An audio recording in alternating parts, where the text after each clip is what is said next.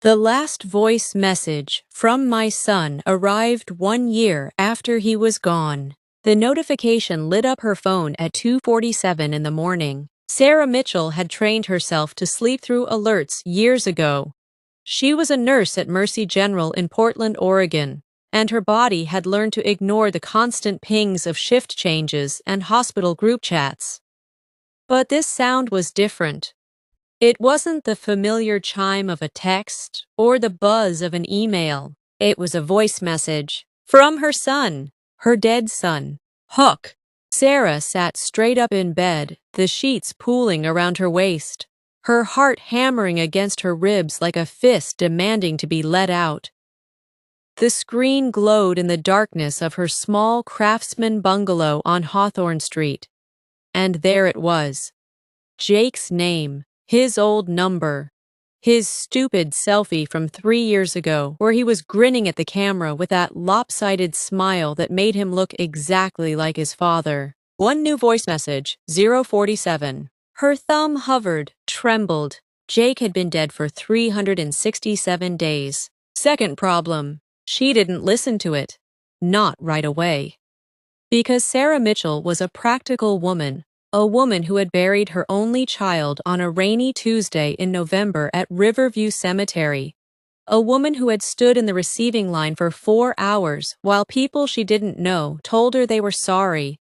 Who had sold Jake's old Ford F-150 to a kid from Beaverton because she couldn't bear to see it in the driveway anymore. Practical women didn't get voice messages from dead sons. She called the phone company first. At 3:15 a.m., she got a recording. She called again at 6 when the lines opened, and a tired representative named Marcus told her what she already knew. The number had been disconnected 13 months ago, reassigned to a new customer in Salem.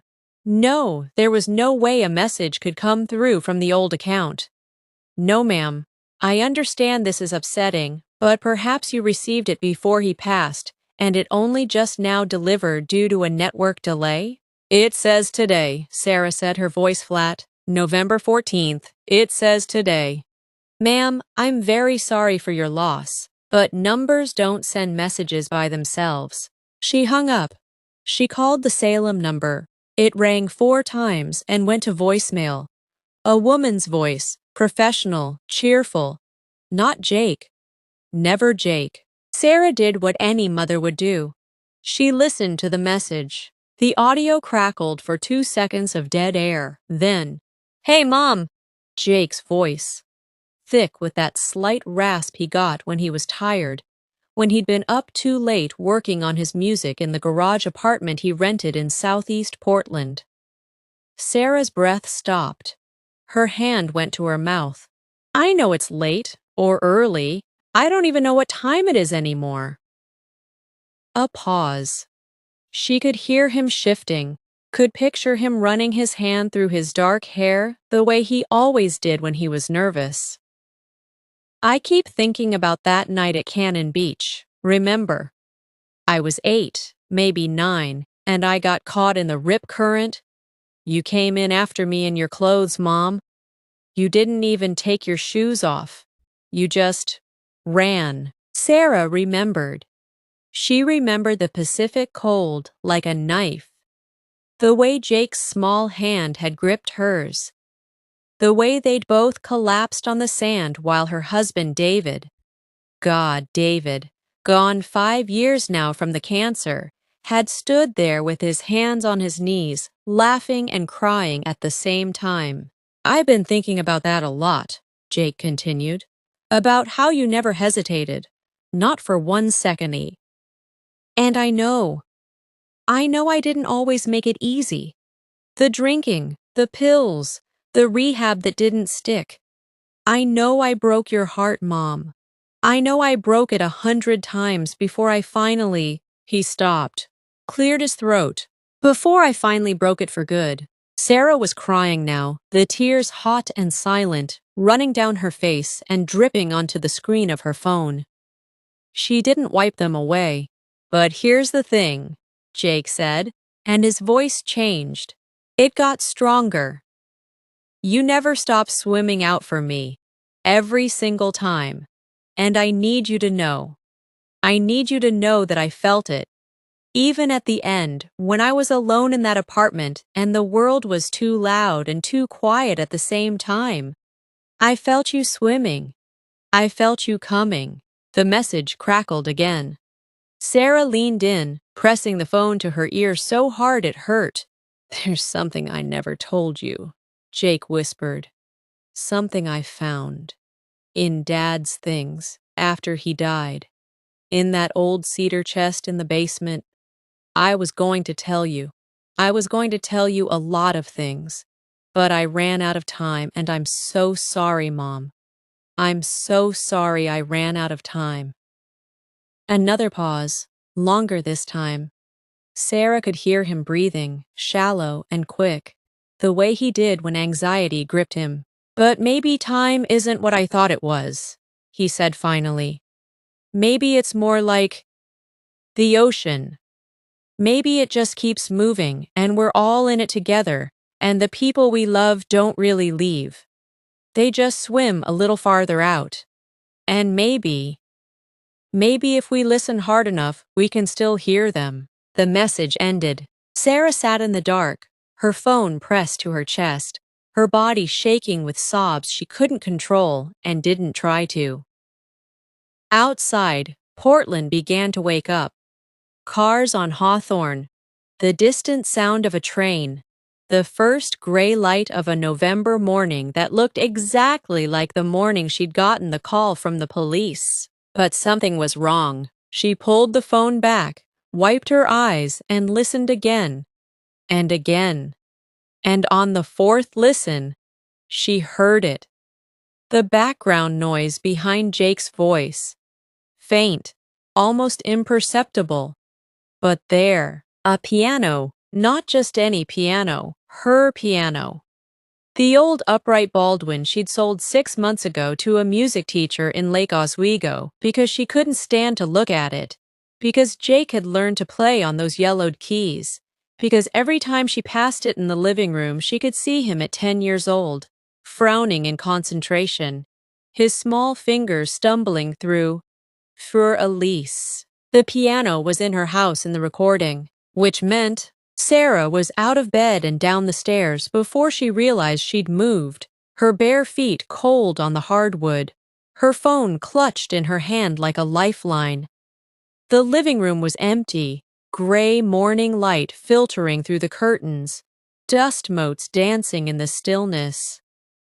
The space where the Baldwin had stood was bare, marked only by faint indentations in the carpet. She checked the timestamp again. 2:47 a.m., November 14th, 1 year to the day. She opened her photo app with shaking hands, scrolled back through her camera roll, back through the blur of the past year. Meals she hadn't tasted, walks she didn't remember taking, shifts at the hospital where she'd functioned on autopilot while her heart stayed here, in this house, in this emptiness, and there. 367 days ago. A video she'd taken and forgotten, her thumb accidentally hitting record while she was cleaning out Jake's apartment on Division Street. Her mind numb with grief, her body moving through the motions of packing up a life. She pressed play.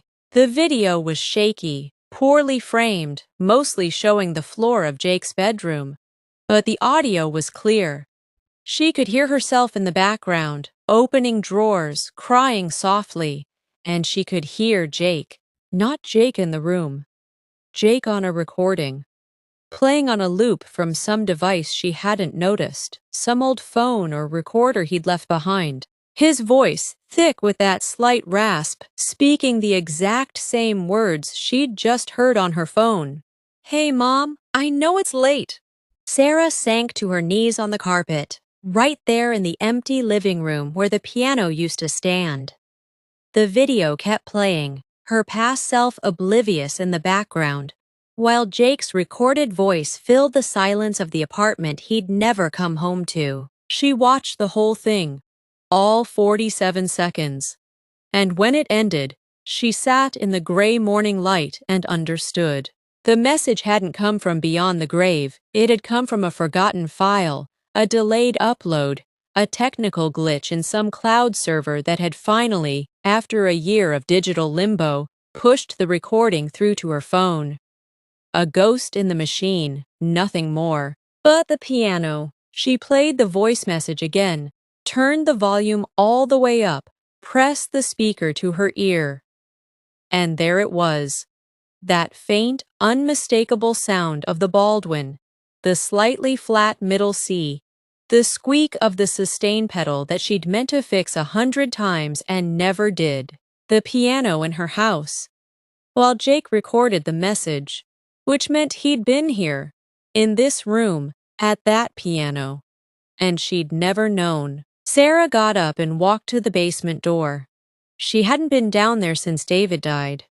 Too many memories, too many boxes of a life she'd thought was finished. The stairs creaked under her weight. The light switch was sticky with dust. The cedar chest sat in the corner, right where it had always been. She opened it. Inside, under a stack of David's old sweaters, under photo albums and tax returns and the detritus of 40 years of marriage, she found it. A leather journal. David's handwriting on the first page. For Jake, read this when you're ready. I love you, son. And tucked inside the journal, a letter. Not in David's hand, but in Jake's. Dated 3 weeks before he died. Mom, I found Dad's journal. I found out about the adoption. I found out that you and Dad chose me when I was 3 days old. That you fought for 2 years to make me yours. That you never once let me feel like anything less than your whole world. I found out that love isn't about blood. It's about who swims out for you when the current is too strong. I'm not doing well, Mom. I haven't been doing well for a long time. But I need you to know that I know. I know what you gave me. I know what you risked. I know that I was loved before I even had a name. I'm going to get better. I'm going to try. For you. For Dad. For the little boy at Cannon Beach who never had to wonder if someone would come for him. I love you. I'll call you tomorrow. I want to play the piano for you, like I used to. Remember, for Elise? Love, Jake. Sarah held the letter in her hands and she wept. Not the silent tears of the past year. Not the controlled grief of a woman who had learned to function through pain. But a full, body-shaking release.